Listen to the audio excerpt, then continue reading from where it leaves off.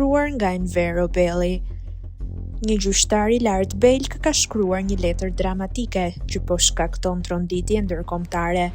Ai paralajmëron për një kolaps të shtetit ligjor, njofton revista gjermane Der Spiegel. Lejimi i kalimit pa kontroll të një kontejneri mund të sjellë një punëtor i porti, një policie ose një doganjeri deri në 100.000 euro, dorëzimi një çante 50.000 ose më shumë.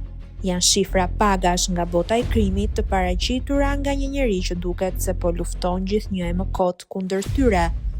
Në një letër që ka bërë bujë, një gjyqtar belg nga qyteti Antwerpen paralajmëron publikisht për pasojat e kriminalitetit të drogës në vendin e tij dhe paralajmëron për rrezikun e kolapsit të rendit. Belgjika, kryesisht për shkak të portit të Antwerpenit, prej vitesh konsiderohet si porta hyrëse bandave ndërkombëtare të drogës në Europë, veçanërisht kokaina mbrin këtu. Shkrimin e plot mund ta lexoni te Gazeta Dita.